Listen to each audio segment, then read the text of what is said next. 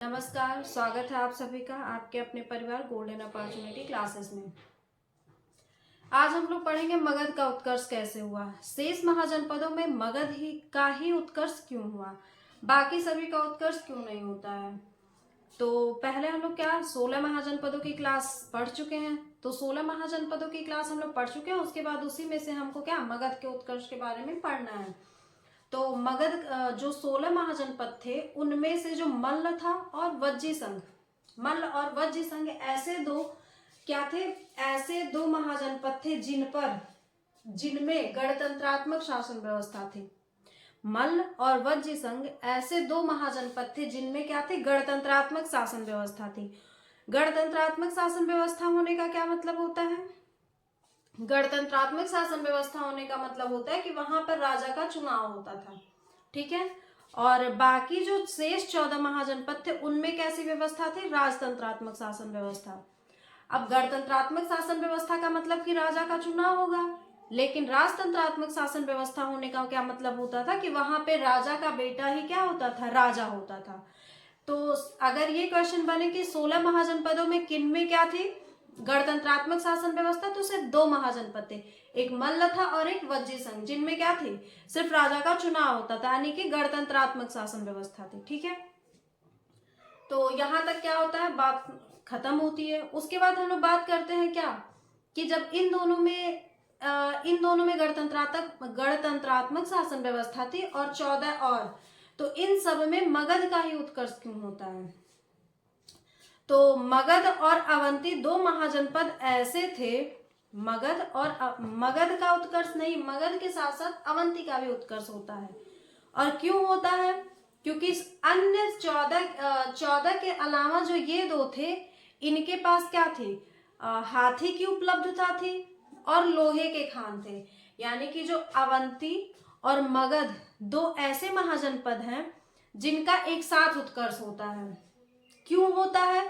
क्योंकि इन दो महाजनपदों में हाथी पाए जाते थे, यानी हाथी की उपलब्धता थी और साथ ही साथ लोहे के खान थे। अब हाथी की उपलब्धता और लोहे के खान का क्या मतलब होता है? जो युद्ध में प्रयोग किया जाने वाला सबसे पहला पशु था वो क्या था? हाथी था। और हाथी सिर्फ इन्हीं दो महाजनपदों में पाया जा रहा है, तो जाहिर सी बात है कि अन्य से ये दो क्या होंगे? शक्तिशाली होंगे। और लोहे की खान का क्या मतलब है? भाई अगर आपके पास में क्या है? संसाधन है, तो आप उसका उपयोग कर सकते हैं। अगर आपके पास में नेतृत्व करता है, यानी कि उसका क्या, आपको लोग सजेस्ट करेंगे इसका ये करो उसका वो करो, तो मतलब हो जाएगा। जैसे अगर लोहा है तो तरह तरह के हथियार बनाए जा सकते हैं, और युद्ध में हथियारों का ही क्या योगदान होता है। तो अवंती और मगध का उत्कर्ष इसलिए होता है क्योंकि इन दोनों के पास हाथी की उपलब्धता थी और लोहे की खान थी। इसीलिए 14 महाजनपदों में एक साथ में मगध और अवंती का उत्कर्ष होता है। लेकिन इसमें जो अवंती होता है इसका उत्कर्ष पूर्ण रूप से नहीं हो पाता है। क्यों नहीं हो पाता है?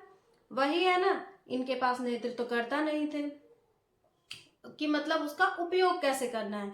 तो नेतृत्वकर्ता के ना होने के कारण जो अवंती है उसका उत्कर्ष चरम सीमा, यानी कि मगध, उसका उत्कर्ष एकदम अच्छे से नहीं हो पाता है और मगध क्या करता है? राजवंश बन जाता है, ठीक है। तो ऐसे ही हमारा क्या अन्य 15 महाजनपदों में 16 महाजनपदों में 15 का नाम नहीं आता है, सिर्फ मगध का ही उत्कर्ष होता है। क्यों होता है ये हम बता दिए हैं। तो आज हमको इसी टॉपिक को पढ़ना है कि जब मगध का उत्कर्ष हुआ तो मगध पे सबसे पहले शासन किस वंश ने किया, ठीक है। तो चलिए आइए देखते हैं मगध का उत्कर्ष।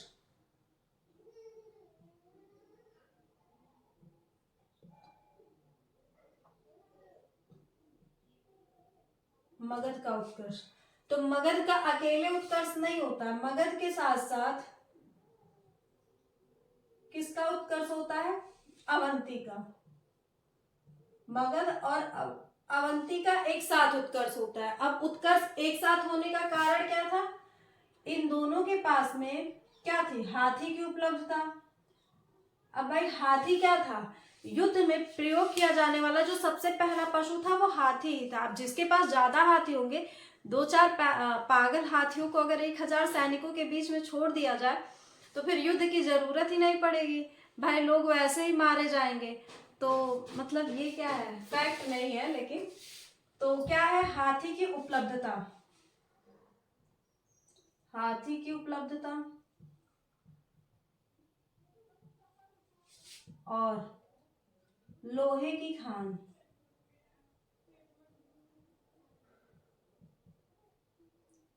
हाथी की उपलब्धता और लोहे की खान के कारण क्या होता है, मगध और अवंती का एक साथ उत्कर्ष होता है। ठीक है, अब एक साथ इनका उपलब्ध लिखेंगे क्या, लोहे की खान के कारण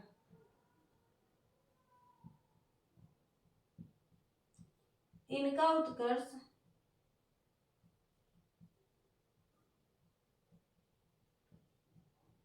एक साथ हुआ। ठीक है, लेकिन जो अवंती था इनके पास कुशल नेतृत्व तो करता नहीं थे। ठीक है, तो नेतृत्व तो करता नहीं के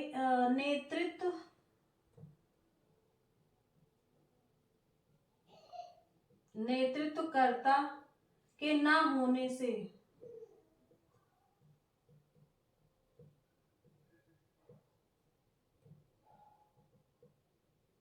उत्कर्ष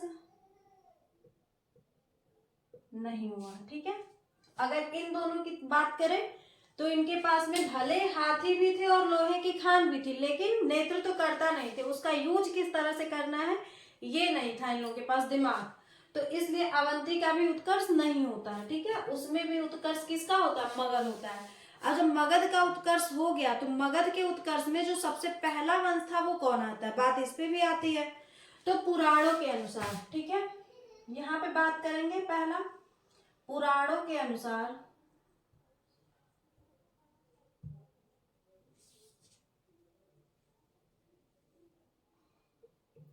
पुराणों के अनुसार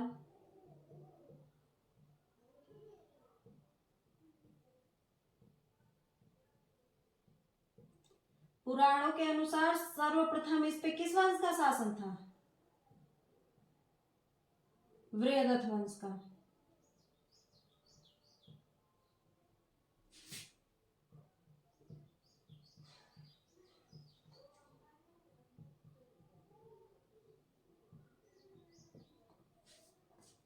यानी जब मगध का उत्कर्ष होता है तो मगध पे सबसे पहले किस वंश ने शासन किया, ऐसा पुराणों में कहा गया है कि मगध पे सबसे पहले जो शासन किया था वो वृहदत्त वंश ने किया था। ठीक है, लेकिन जो बौद्ध ग्रंथ कहते हैं वो कुछ और ही कहते हैं। तो बौद्ध ग्रंथों के अनुसार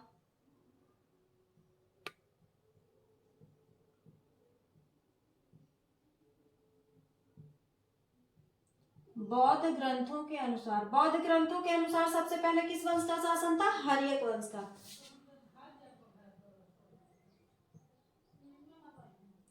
सर्वप्रथम हर्यक वंश का शासन था।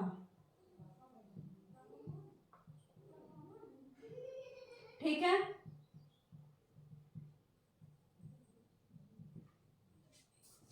ये बात यहाँ पे भी हो जाती कि मगध का उत्कर्ष हुआ तो किस वंश का शासन था, तो पुराणों में कहा गया इसकी सबसे पहले वृहदत्त वंश का शासन था, जबकि बौद्ध ग्रंथों में कहा गया है कि मगध पे सबसे पहले किस वंश का शासन था, हर्यक वंश का शासन था। ठीक है, तो बात यही क्या है, सबसे ज्यादा प्रमाणिक ही है कि मगध पे सबसे पहले किस वंश का शासन था, हर्यक वंश का शासन था।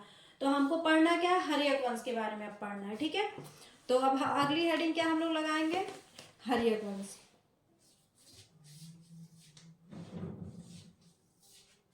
हर्यक वंश,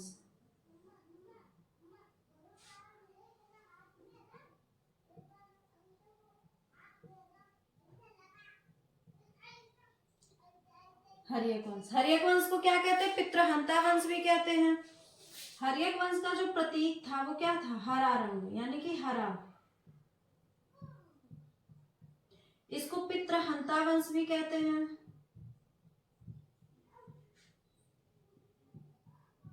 और इस वंश का जो संस्थापक था, यानी स्थापना किसने की थी, इस वंश का संस्थापक कौन था, बिंबिसार था। ठीक है, कौन था, बिंबिसार।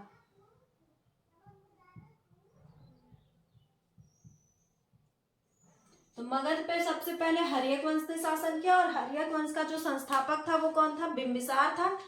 और हर्यक वंश का जो प्रतीक था वो क्या था, हरा था, और हर्यक वंश को पितृहंता वंश भी कहते हैं। क्यों कहते हैं, क्योंकि ऐसा माना नहीं गया, अभी आप लोग आगे खुद देखेंगे कि इसमें जो बेटा होता है वो अपने बाप को मार करके ही क्या राजा बनता है, तो पितृहंता वंश कहते हैं इसको। ठीक है, तो अब हम लोग किसको देखते हैं, थोड़ा सा बिंबिसार के बारे में देख लेते हैं कि बिंबिसार जी क्या कर रहे हैं। तो जो बिंबिसार हैं,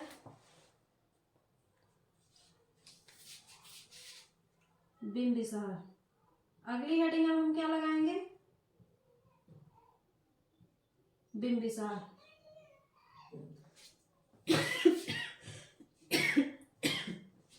इनका जो शासन काल था 544 ईसा पूर्व से लेकर के 492 ईसा पूर्व तक था।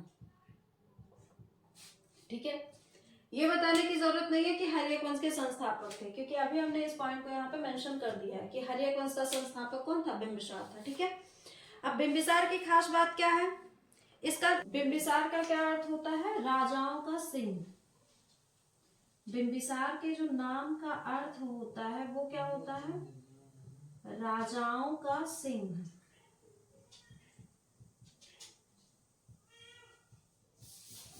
और जो बिंबिसार का वास्तविक नाम था वो क्या था, बिंबिसार का वास्तविक नाम कुमारसेन था। बिंबिसार का वास्तविक नाम क्या था, कुमारसेन था। ठीक है, बिंबिसार का एक चिकित्सक था जिसका नाम क्या था, जीवक। तो बिंबिसार के चिकित्सक का नाम क्या था, जीवक।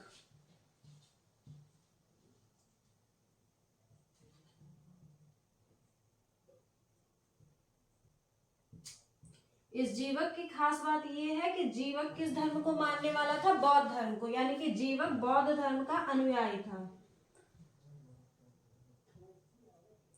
जीवक बौद्ध धर्म का अनुयायी था, यानी कि ये बौद्ध धर्म को मानता था। ठीक है, उसके बाद हम लोग क्या देखेंगे बिंबिसार के बारे में।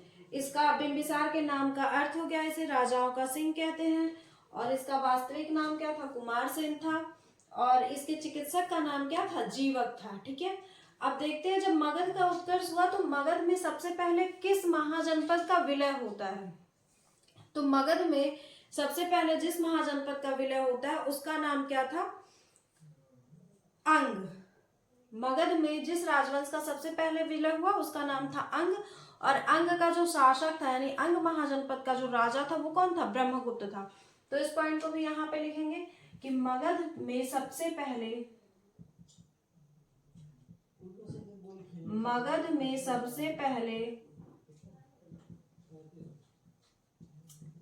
अंग का विलय हुआ। अंग क्या है, महाजनपद है, तो अंग का विलय हुआ।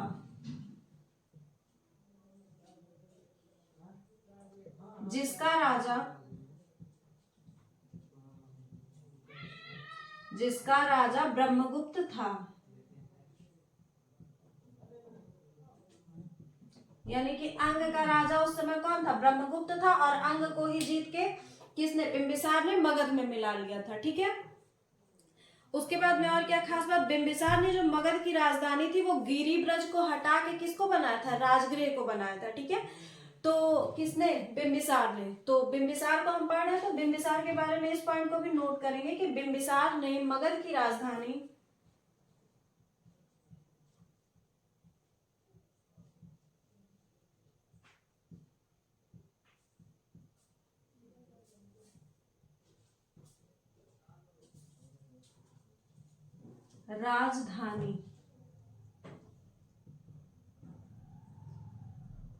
क्या, राजधानी गिरिब्रज के स्थान पर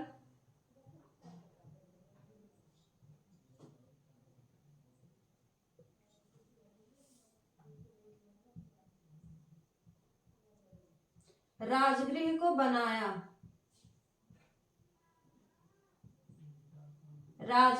बनाया। ठीक है, तो जो गिरिब्रज था इसकी खास बात क्या थी, गिरिब्रज की खास बात यह थी कि यह 3 ओर से पर्वतों से घिरा हुआ था। तो इसको भी क्या करेंगे, यहाँ पे लिख लेंगे कि गिरिब्रज जो जगह था या राजधानी जो थी मगध की, ये इसकी खास बात यह थी कि यह 3 ओर से पर्वतों से घिरा हुआ था। यह तीन ओर से पर्वतों से घिरा था।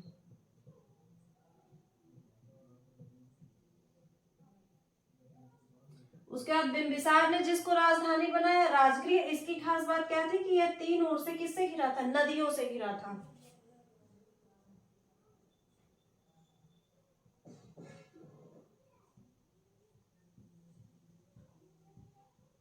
यह तीन ओर से नदियों से घिरा था।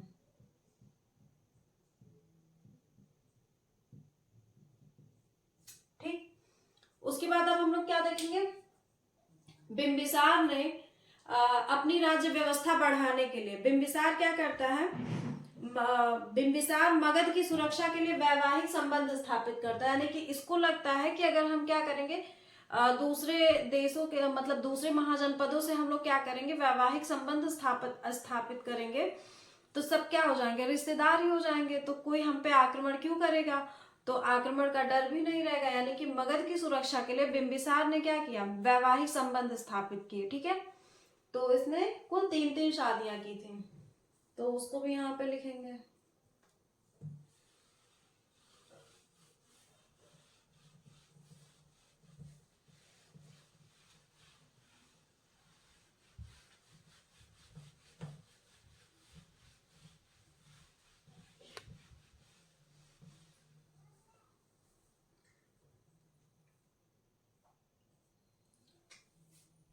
बिंबिसार ने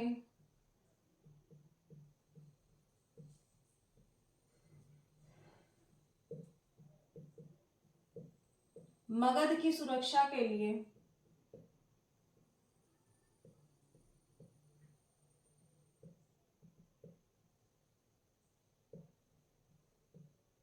वैवाहिक संबंध भी स्थापित किए।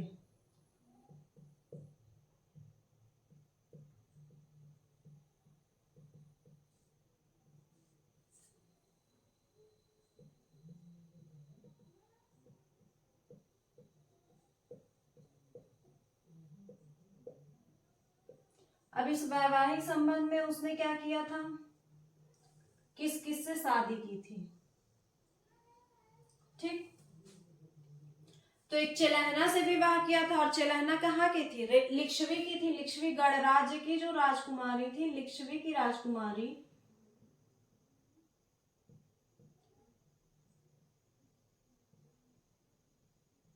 लिच्छवी की राजकुमारी चेलहना से विवाह किया।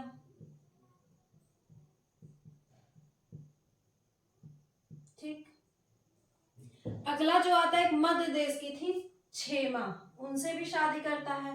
तो क्या कहेंगे, मध्य देश की क्षेमा से क्या किया, विवाह किया। मध्य देश की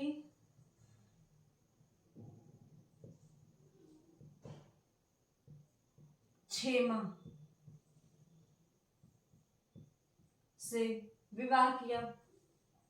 उसके बाद में अगला क्या आता है, महाकौशल देवी, ये कहाँ की थी, कौशल की थी। ठीक है, तो कौशल महाजनपद के कौशल की महाकौशल देवी से महाकौशल देवी से विवाह किया।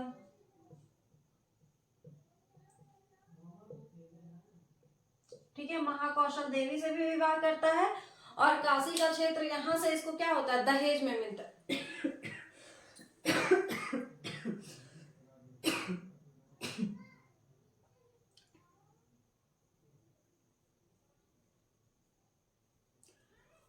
महाकौशल देवी से विवाह किया, और महाकौशल देवी का एक भाई भी था। ठीक है, ये कौशल महाजनपद की क्या थी, राजकुमारी थी, और विवाह किया, यहाँ पे नेक्स्ट पॉइंट में बना लेते हैं, और महाकौशल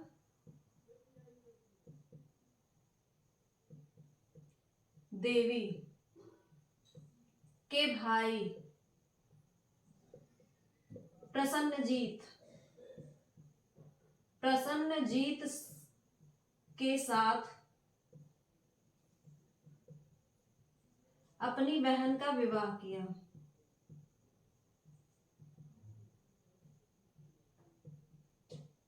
अपनी बहन का विवाह किया। ठीक है, उसके बाद में हम लोग क्या देखेंगे, यहाँ पे वैवाहिक संबंध स्थापित किए। इसमें महाकौशल देवी से शादी करता है और महाकौशल देवी के जो भाई थे प्रसन्नजीत, उनके साथ में क्या करता है, अपनी बहन की भी शादी करता है। क्यों? क्योंकि इसको वैवाहिक संबंध क्यों किए थे इसने, मगध की सुरक्षा के लिए। इसको लग रहा था जब सभी अपने रिश्तेदार ही होंगे तो क्या वहां पे जो मगध की सुरक्षा होगी, हमको सुरक्षा व्यवस्था नहीं बढ़ानी पड़ेगी ज्यादा। ठीक है, उसके बाद में क्या, इसके लिए बिंबिसार के लिए एक शब्द का प्रयोग किया जाता है जिसको कहा जाता है सेनीय शब्द। ठीक है, तो यहाँ पे इसको भी लिखेंगे कि बिंबिसार के लिए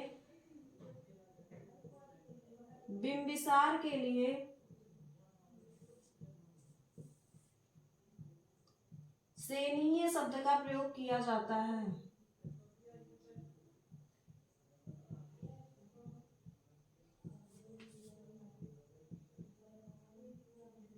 प्रयोग भी किया जाता है।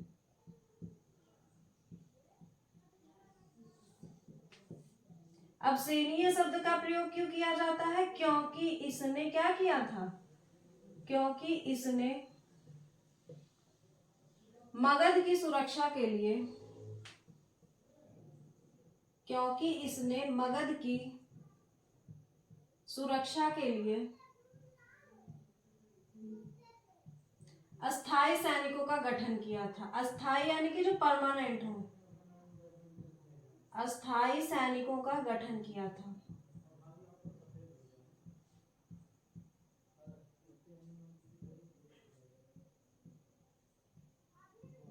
ठीक है, तो सेनीय शब्द का प्रयोग किसके लिए किया जाता है, बिंबिसार के लिए किया जाता है। ठीक है, और बिंबिसार की खास बात क्या है कि अवंती महाजनपद के जो राजा थे चंद्रप्रद्योत, लिख लेंगे कि अवंती महाजनपद के राजा चंद्रप्रद्योत एक बार जब बीमार पड़ते हैं तो बिंबिसार ने अपने चिकित्सक जीवक को भेजा था उनके इलाज के लिए। तो यहाँ पे इसको भी लिखेंगे कि एक बार अवंती महाजनपद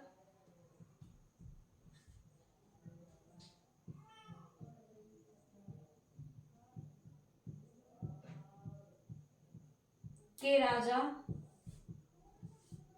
चंद्रप्रद्योत जब बीमार पड़े तो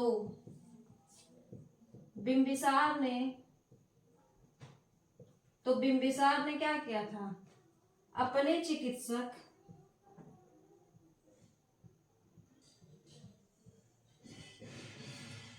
चिकित्सक जीवक को भेजा था।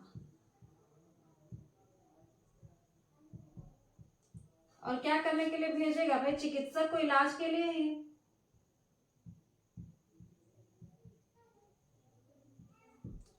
ये चंद्रप्रद्योत थे कौन, बिंबिसार के मित्र थे। तो चंद्रप्रद्योत ने मगध की सुरक्षा के लिए दो ही काम किए थे, एक सबसे मित्रता बना के रखी थी और वैवाहिक संबंध स्थापित किए थे। तो वैवाहिक संबंध को हम लोग देख चुके हैं कि महाकौशल देवी से भी शादी कर लेता है, मध्य प्रदेश की क्षेमा से शादी करता है, और लिच्छवी की जो राजकुमारी थी कौन, चिलहना, उनसे भी क्या करता है, शादी करता है। उसके बाद में इसके लिए सेनीय शब्द का प्रयोग किया गया है। क्यों किया गया है, क्योंकि इसने मगध की सुरक्षा के लिए अस्थायी सैनिकों का क्या किया था, गठन किया था। उसके बाद इसकी खास बात क्या है कि एक बार अवंती महाजनपद के राजा जो थे चंद्रप्रद्योत, वो बीमार पड़ते हैं तो उनके क्या कहते हैं, चिकित्सा के लिए इसने किसको भेजा था, अपने मतलब चिकित्सक जीवक को भेजा था। ठीक है, उसके बाद में एक और यहाँ पे पॉइंट आता है कि मगध पे जो पहला वंश था वो बृहदत्त वंश था, जिसकी स्थापना किसने की थी, बृहदत्त के लिए। इसको भी यहाँ पे लिखेंगे कि मगध पे जो पहला शासक था, हमने वहां पे बताया था कि पुराणों के अनुसार और बौद्ध साहित्यों के अनुसार, ठीक है, लेकिन जो सबसे ज्यादा प्रामाणिकता मिलती है वो हर्यक वंश को ही मिलती है, इसलिए हम लोग हर्यक वंश को पढ़ना होता है। तो लेकिन इस पॉइंट को भी यहाँ पे मेंशन कर लेंगे कि क्या कहते हैं, मगध पे जो सबसे पहले शासन था, मगध का पहला वंश बृहदत्त वंश था। मगध का पहला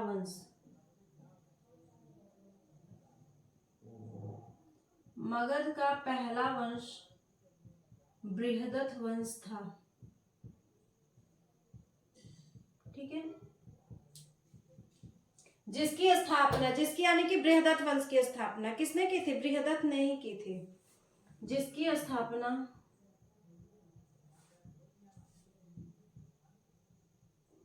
बृहदत्त ने की थी।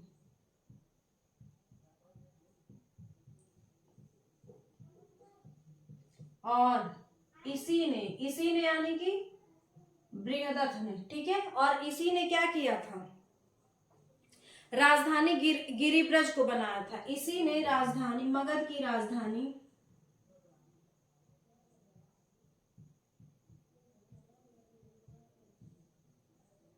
गिरिब्रज बनाई थी, या गिरिब्रज बनाया था, गिरिब्रज बनाया था, ठीक है। तो ये पूछा जाता है भाई बिंबिसार ने क्या किया, गिरिब्रज को हटा के राजगृह को बना लिया। तो गिरिब्रज को बनाया किसने था, तो इसने, बृहदत्त ने। और बृहदत्त कौन था, बृहदत्त वंश के का संस्थापक था, क्योंकि पुराणों के अनुसार माना जाता है कि मगध पे सबसे पहले बृहदत्त वंश का शासन था, ठीक है। उसके बाद में ये बिंबिसार के बारे में कुछ पॉइंट्स थे। इसके बाद क्या होता है, बिंबिसार का जो पुत्र होता है अजातशत्रु, उसके बारे में हम लोग नेक्स्ट क्लास में देखेंगे, क्योंकि अजातशत्रु क्या करता है, अपने पिता को मार के बिंबिसार की हत्या करके स्वयं राजा बनता है। इसीलिए तो हमने स्टार्टिंग में बताया है कि हर्यक वंश को पितृहंतक वंश भी कहते हैं, ठीक है।